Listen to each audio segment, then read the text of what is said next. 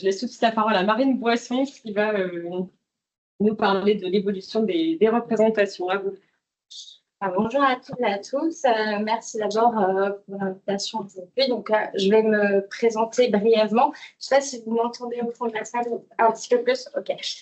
Donc, je vais me présenter brièvement. Donc, je suis sociologue de la santé et de la fin de vie.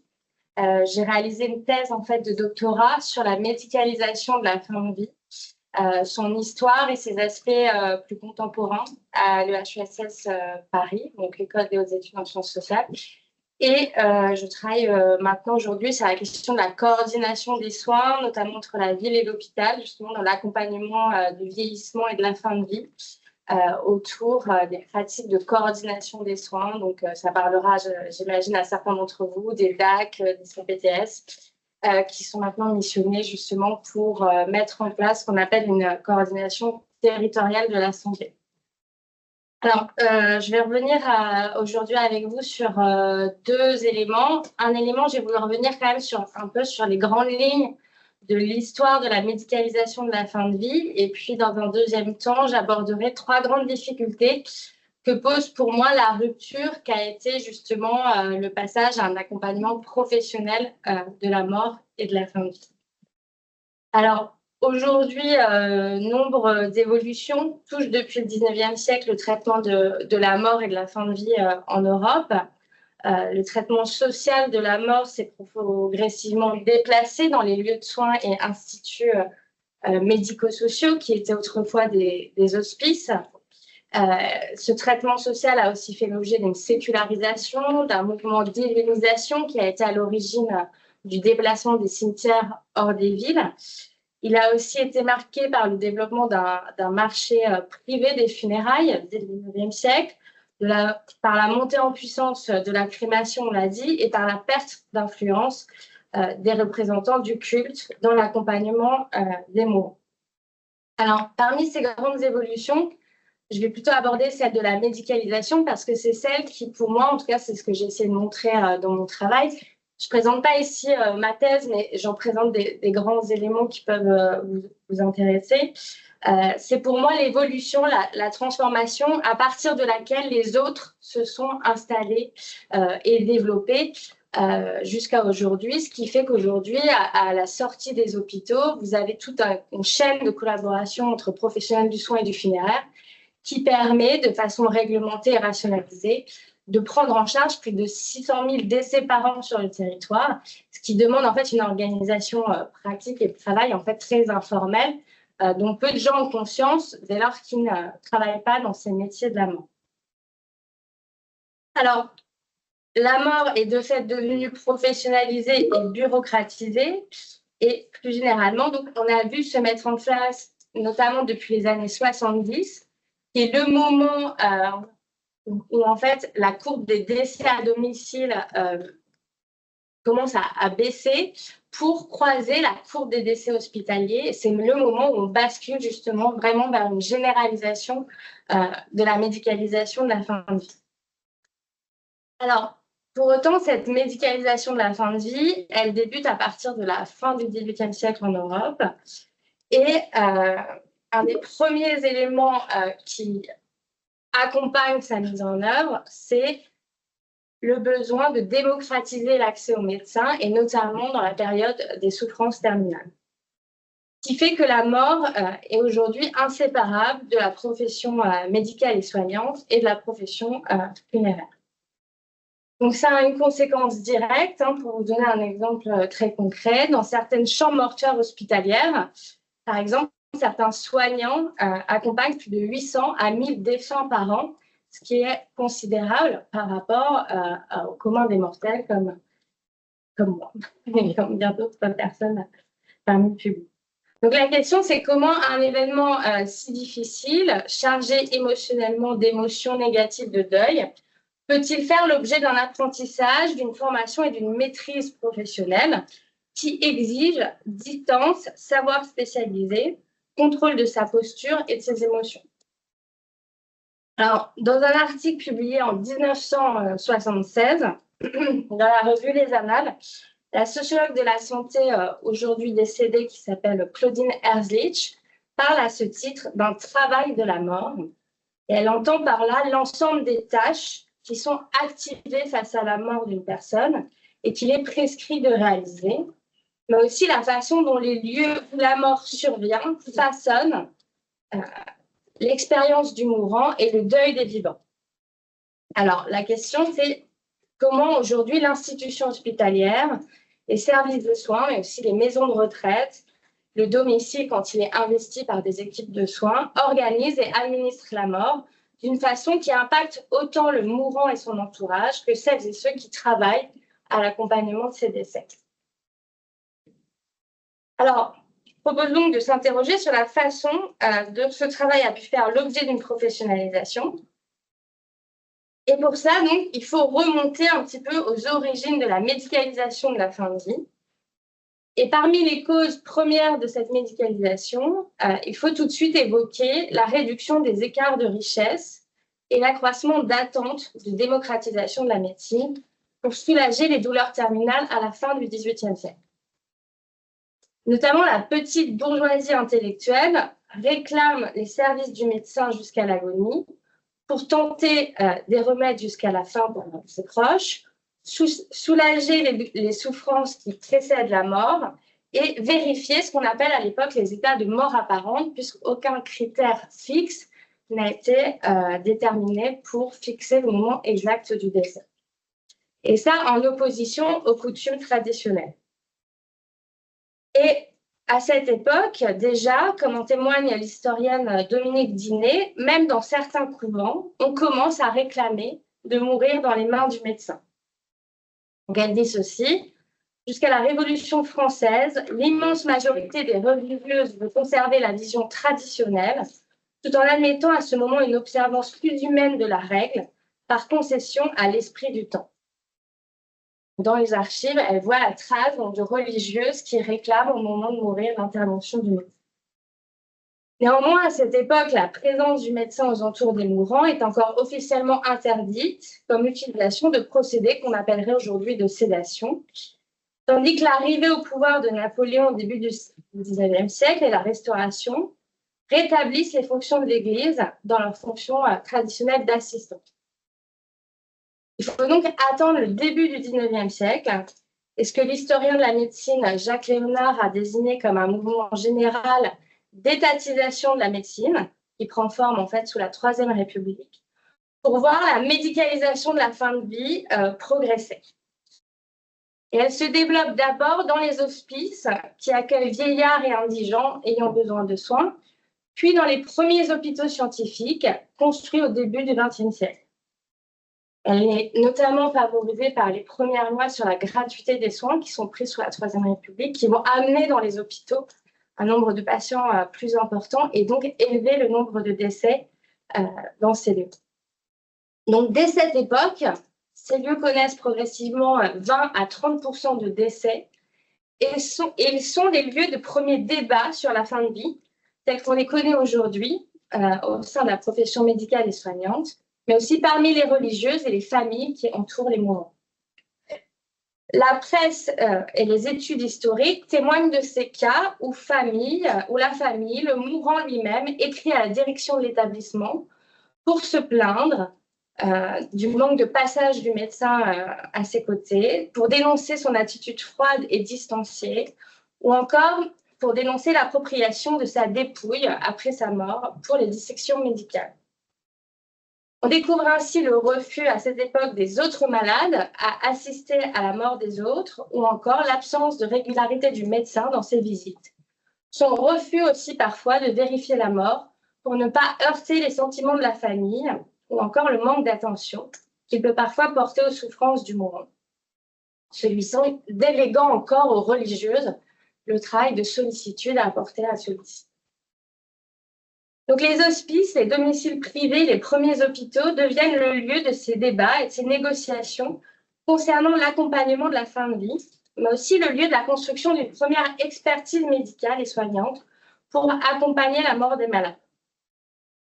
La presse médicale, cette fois, témoigne des premières discussions professionnelles qui sont publiées dans les journaux de l'époque entre médecins pour savoir s'il faut ou non mentir aux malades pour tenter des remèdes jusqu'au bout, pour laisser venir le prêtre, chercher à soulager ou abréger ses souffrances, les souffrances du mourant, grâce à l'utilisation de l'opium, puis progressivement de la morphine, ou bien encore sur la meilleure façon de réagir face à l'émotion des proches. Et ces derniers, déjà au début du XXe siècle, sont déjà considérés par les médecins comme des profanes, c'est-à-dire des personnes non familières aux signes de la mort et non familières de la bonne attitude, c'est-à-dire de l'attitude maîtrisée et contrôlée à adopter face à la mort de l'autre.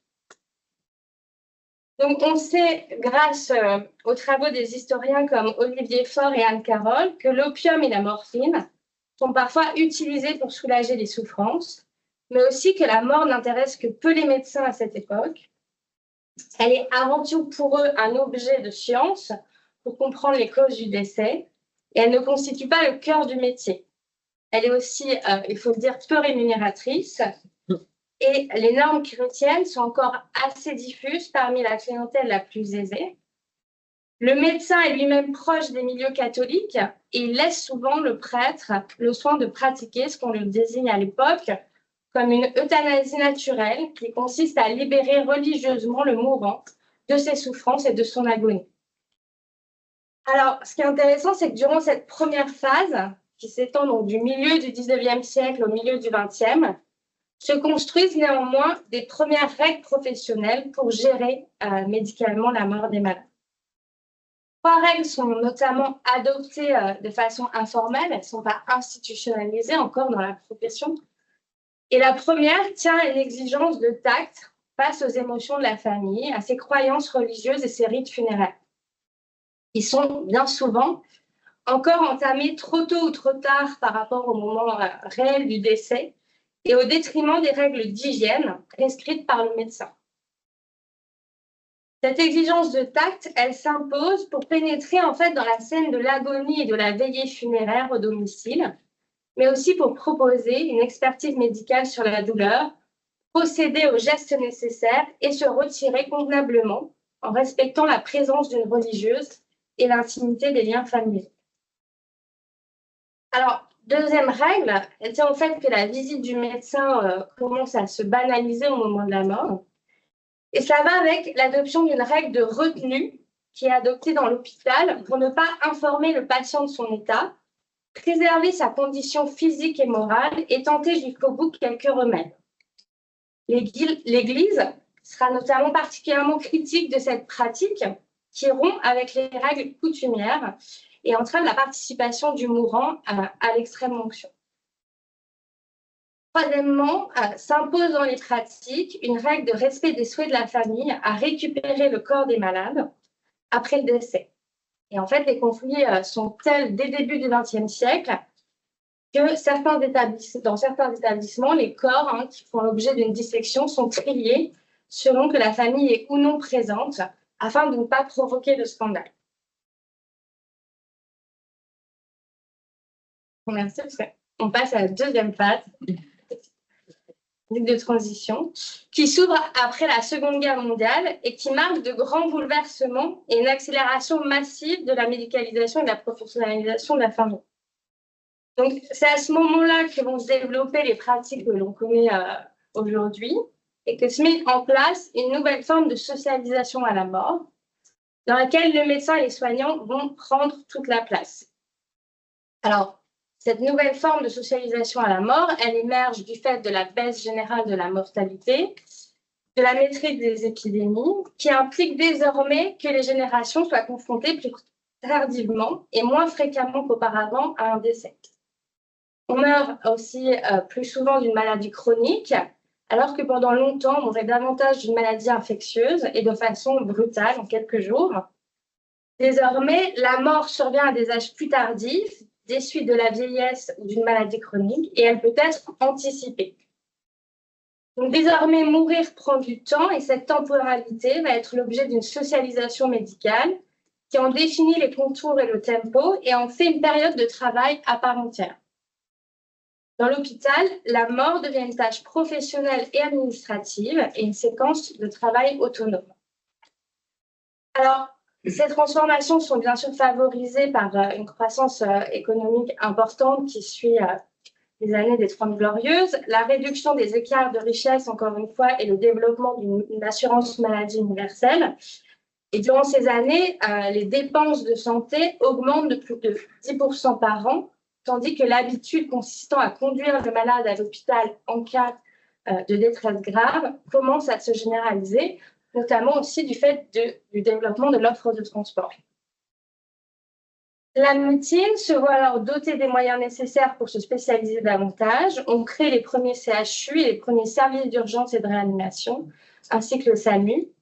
Et comme je vous le disais, c'est en 1977 que l'hôpital devient le lieu où survient désormais 53% des décès, ce qui est un des chiffres les plus stables sur le plan de la démographie jusqu'à aujourd'hui, qui a très peu bougé. Les décès qui augmentent, par contre, ce qui change, par contre, c'est l'augmentation du nombre de décès en maison de retraite. Alors, à partir de ce moment-là, la mort devient plus lointaine et moins visible pour les gens ordinaires et plus fréquente et quotidienne pour les professionnels de la santé et du soin. Et ce sont ces nouvelles conditions d'accompagnement qui vont avoir de profondes conséquences, à la fois sur la façon dont on meurt, mais aussi pour les soignants, désormais chargés de soulager la mort des patients. Alors, par exemple, dès 1958, période où la mort se massifie dans l'hôpital, période où aussi les premières contraintes budgétaires, on commence à calculer en fait le coût de l'hôpital de façon plus administrative à cette époque. Dès ce moment-là, dès 1958, une mère de famille qui s'appelle Nishin Bern publia un livre intitulé Peggy, dans lequel elle raconte comment elle a été empêchée d'assister à l'hospitalisation de sa fille lors de son aggravation et de son décès. Le livre est médiatisé, provoque une réaction publique forte, une réflexion sur la formation des médecins, leur capacité d'écoute psychologique et la nécessité d'ouvrir les services à la présence des proches. Alors, ce mouvement de contestation des conditions dans lesquelles la mort survient à l'hôpital va prendre de l'ampleur jusque dans les années 70 et devient à ce moment-là un vrai problème public dont on débat dans les médias, les ouvrages de sciences sociales, mais aussi au sein de l'État. Comme vous le savez, c'est à cette époque que l'on dénonce l'acharnement thérapeutique, que s'ouvrent les premiers procès pour euthanasie clandestine et que se crée le premier mouvement associatif pour la légalisation de l'euthanasie et du suicide assisté et la première association française de soutien au développement des soins palliatifs. Des soins encore peu connus et importés donc des pays anglo-saxons. Alors, face à l'ampleur des critiques publiques, il aurait été possible d'assister à une démédicalisation de la mort. En France, néanmoins, la place du médecin et des soignants aux alentours des malades va être réaffirmée, du fait notamment qu'une partie du corps médical promeut un nouveau rapport à la mort, en opposition avec les propositions qui sont faites par l'ADMD et défendues par certains médecins, d'autres médecins, pionniers de l'importation des soins palliatifs en France, sont eux plutôt favorables à la prise en compte d'autres droits individuels de la personne. Ces derniers souhaitent instituer un droit de visite permanent pour la famille, un devoir d'information et un droit d'arrêt des soins curatifs pour les malades, ainsi qu'un devoir d'accompagnement psychologique et soignant de la mort pour les médecins, ainsi que pour des psychiatres et des psychologues en unité de soins palliatifs.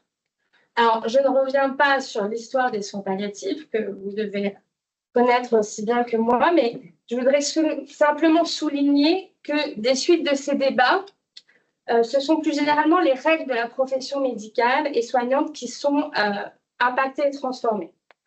On assiste à l'ouverture progressive des services de réanimation à la présence des familles, à la création de plus en plus nombreuses d'unités de soins palliatifs, puis d'équipes mobiles, et à la diffusion de nouvelles pratiques professionnelles d'accompagnement de la mort. Alors, cette pratique, elle provoque en fait des débats professionnels nouveaux dans les différents espaces de prise en charge des décès, sur la façon d'annoncer un pronostic, le moment d'arrêt des soins, la mise en œuvre de soins palliatifs et les modalités de sédation du malade. Une nouvelle activité spécialisée et entièrement dédiée au travail de la mort prend forme d'abord dans l'hôpital, puis en dehors de l'hôpital, à travers les réseaux de HAD, et produit de nouvelles règles progressivement instituées dans le Code de déontologie médicale et la loi. Ces nouvelles règles instituent un droit d'information pour le patient, une exigence de respect de son autonomie et de son consentement, la prise en compte de sa dignité corporelle et un droit d'accès à des soins palliatifs, ainsi que le devoir de préserver les liens sociaux du malade au moment de sa mort. Donc, ces nouvelles règles soutiennent plus généralement une avancée. Ce n'est pas à la religion ni à la famille de décider de la mort de l'autre, ni même aux équipes de soins. En multipliant le type d'interlocuteur qui entoure le malade au moment de sa mort, susceptible de le représenter et de l'aider, ces transformations participent à individualiser davantage la prise en charge de chaque fin de vie. Aux équipes soignantes et médicales, le mourant pourra désormais se confier sur ses douleurs, son état corporel, ses souffrances et ses propres attentes, qu'il ne peut pas ou ne souhaite pas toujours partager avec ses proches. En revanche, médecins, soignants et accompagnements paramédicaux deviennent l'entourage premier de la personne et partagent avec elle une nouvelle forme d'intimité qui sera parfois jugée trop éloignée de l'affection que l'on reçoit de son entourage et de la familiarité du domicile. À l'inverse, les proches doivent désormais adopter un rôle secondaire, mais particulièrement important, de porte-parole du mourant dans l'espace médical et face à l'intervention du médecin à domicile ou de l'infirmière. Et on assiste à un renversement des places qui n'est pas sans conséquence. Alors, j'en viens plus rapidement à mon second point, sur le fait qu'à travers un tel mouvement, les médecins et les soignants se voient confier des tâches anciennes d'assistance au mourant. Or, ce nouveau travail ne va pas de soi. L'hôpital, l'EHPAD, le domicile sont le lieu d'autres logiques et d'autres tâches qui entrent parfois en contradiction avec le moment singulier que le mourant vit dans ces derniers instants et avec sa famille. L'hôpital reste essentiellement mu par une logique d'efficacité curative, les contraintes de temps, administratives et budgétaires, et de personnel. Les EHPAD sont aussi traversés par ces logiques et se doivent également de rester des lieux de vie. Enfin, le domicile est le lieu de vie aussi des aidants, de la confrontation de ces derniers à un événement qui les affecte tout autant et pour lequel ils n'ont plus la disponibilité et l'expertise nécessaires pour pouvoir intervenir. Donc, dans l'espace professionnel, le temps de la mort est désormais socialisé dans le contexte du travail quotidien, ajusté à lui pour permettre l'efficacité la meilleure au regard d'autres actions à réaliser. Et cette intégration va avoir des conséquences. Un écart se creuse entre la posture profane, qui est éduquée à la mort et socialisée à celle-ci de façon ponctuelle, avec la posture professionnelle qui doit faire de la mort une routine de travail, une tâche parmi d'autres, et qui sait désormais reconnaître ces étapes particulières à la différence des profanes. Donc, je voudrais pour finir souligner 3 difficultés qu'entraîne aujourd'hui la professionnalisation de la mort pour les soignants et les médecins. En premier lieu, il faut souligner que si mourir est un travail pour le malade, accompagner la mort est aussi une tâche pénible physiquement pour celles et ceux qui l'accomplissent. Le travail de la mort oblige à la gestion d'urgence, à la révision des cadences de l'activité. En soins palliatifs, par exemple, j'ai pu observer fréquemment que la pause café est l'occasion de nombreuses projections pour organiser les soins autour des décès. Qui sera chargé de prendre en charge cette patiente que l'on pense mourir aujourd'hui? Qui entrera dans la chambre de cette personne âgée morte seule au petit matin? Qui s'occupera de son corps? Faut-il prévoir une nouvelle admission? Laisser la chambre disponible pour le deuil des familles. Par ailleurs, masser, soulager un mourant, refaire ses pansements ou lui procurer des soins de confort expose le corps des soignants à des tâches physiques, comme le fait de laver le corps, de le soulever, de l'habiller ou de le déplacer, de rester longtemps à son chevet ou encore de revenir de façon répétée dans sa chambre pour surveiller son agonie. Ces tâches physiques s'accompagnent pour les soignants d'une charge organisationnelle. Il faut anticiper le décès, prévoir la durée de séjour, surveiller l'agonie, organiser le départ avec les sociétés funéraires et signer les certificats et autorisations administratives nécessaires. Toutes ces tâches ne sont pourtant pas pensées et rémunérées en tant que telles, puisqu'on en évoque plus fréquemment la question du travail de soins. En second lieu, la professionnalisation de la mort entraîne pour les soignants et les médecins un travail émotionnel, tandis que la souffrance qu'il entraîne reste encore peu reconnue et indemnisée, par exemple par des jours et des arrêts de travail. Pourtant, éduquer et accompagner les malades et leurs proches à la mort nécessite le plus souvent de trouver la bonne posture entre sollicitude à l'égard du malade, protection de soi, mais aussi protection des autres collègues face à la répétition des décès et la confrontation aux situations qui affectent plus durablement.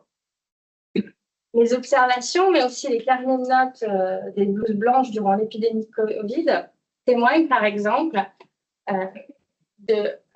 du stress et des émotions que ça demande de gérer, tout comme la marche dont on a parlé tout à l'heure, entamée depuis le 30 mars par le cardiologue Thibaut Damy, afin de briser le tabou de l'impact de la mort sur les soignants. Et dans un article publié dans le journal Le Monde, il déclare « Troubles du stress, post-traumatique, traumatisme vicariant, c'est-à-dire indirect, burn-out. Les conséquences de la mort d'un patient sur la santé mentale sont nombreuses. Je me suis sentie bien seule, c'est pour ça que je marche, pour dire qu'un cardiologue, chef d'unité, est tout autant concerné. La question n'est pas du tout prise en compte par l'institution et reconnue comme une mission de l'hôpital. » Alors, le travail de la mort, il faut le dire, est aussi une violence pour les soignants. Et comme j'ai pu le montrer, il génère des doutes, des sentiments d'échec, de culpabilité, des conduites d'évitement et de conflit au sein des équipes. Il suscite également très souvent des superstitions, des deuils au travail, des débordements et des envahissements émotionnels en dehors de l'activité, ou encore le sentiment aigu d'une forte responsabilité pour préserver la dignité d'autrui lorsque les personnes meurent seules et isolées dans les EHPAD et les hôpitaux. Alors, à ça s'ajoute aussi un travail émotionnel autour du dégoût, qu'on évoque peu souvent, être confronté aux souffrances agoniques, à la dégradation physique des malades, aux râles, aux membres cyanosés, aux arrêts respiratoires aigus s'intègrent désormais dans le quotidien des soignants. Et dans ce travail émotionnel, il faut aussi apprendre à gérer le conflit avec la famille avec tact et sollicitude, mais aussi accueillir une multiplicité de croyances et de représentations du passage vie-mort, c'est-à-dire trouver la bonne posture face aux proches, face aux collègues, face à sa propre famille aussi parfois, en ayant parfois la culpabilité de prendre une place qui devrait revenir à la famille du mourant elle-même. Donc, nombreux sont les travaux de sciences sociales à avoir souligné que le travail de la mort entraîne souvent l'organisation d'une solidarité implicite dans les équipes impliquées et confrontées à de nombreux décès, l'élaboration aussi de compétences pour faire sourire le malade et le détourner de ses propres émotions de tristesse, l'apprentissage aussi d'un humour noir pour ramener de la distance et de la joie au travail. Donc, ce travail émotionnel nécessite des compétences qui sont souvent invisibilisées et ne font pas l'objet d'une prime financière ou d'une quelconque compensation. D'autre part, si la question de la formation est souvent évoquée dans les débats, on en a parlé en introduction, il n'en reste pas moins qu'apprendre à accompagner la mort est souvent l'objet d'une initiation collective implicite qui prend forme dans la répétition des situations de mort et la transmission de savoir-faire de la part de collectifs déjà confrontés à la mort et portant collectivement une certaine idée de ce qu'est un bon accompagnement. Il faut aussi souligner que tous les soignants ne sont pas confrontés avec le même degré à la mort. Beaucoup d'études montrent que infirmières et soignantes y sont davantage exposées, posant aussi la question de la reconnaissance de cette exposition. Et pour finir, je voudrais souligner que le travail de la mort expose les soignants à une dernière difficulté, celle de la gestion de nouveaux risques professionnels et de responsabilités liés à ce mouvement d'individualisation de la mort des patients. Donc, ce mouvement particulièrement visible au sein des services de soins palliatifs pousse les soignants à développer de réelles compétences d'écoute auprès d'un patient afin de travailler sur sa biographie et son propre vécu de la mort. Il entraîne en même temps de nouvelles responsabilités pour lui éviter de mauvaises morts. Cette autonomisation du malade dans sa mort entraîne là aussi un nombre de tâches quotidiennes. Il s'agit d'informer, de s'inquérir du point de vue du malade sur sa situation, des informations comprises par la famille, mais aussi de débattre régulièrement de décisions irréversibles de soins. Ces décisions sont l'objet d'enquêtes, de discussions et de transmissions collectives qui prennent du temps sur l'activité de travail. Il faut dès lors intégrer la mort dans le quotidien des discussions, en faire un objet de réflexion, de rééquilibrage et de collaboration entre équipes de jour et de nuit, de soins palliatifs et de services curatifs, d'équipes mobiles et de soignants à domicile. Le travail de la mort entraîne donc un travail de coopération nouveau qui vise à être réflexif en tant que soignant sur les risques de souffrance, de négligence médicale ou d'absence d'écoute de la parole des patients et de leurs proches. L'idée qu'une bonne mort n'appartient pas à un seul corps professionnel, ni même au patient lui-même ou à sa famille, s'est imposée au profit d'un travail collectif et réflexif autour des risques qu'accompagne désormais l'accompagnement des décès. Et cette gestion du risque implique pour chaque soignant une exigence de distanciation et de mise à l'épreuve de son propre point de vue personnel sur la mort du malade, dans la mise en œuvre d'une médecine plus collaborative. Donc pour conclure, face à ces trois difficultés, se posent finalement plusieurs défis pour améliorer l'accompagnement de la fin de vie. Non seulement la médicalisation de la mort soulève des exigences de plus en plus poussées d'individualisation du traitement des personnes, mais elle pose aussi la question des ressources qui permettent de garantir la qualité du soutien apporté aux professionnels pour accomplir leurs tâches. D'autant que l'on peut s'attendre à ce que la professionnalisation progresse dans les années à venir.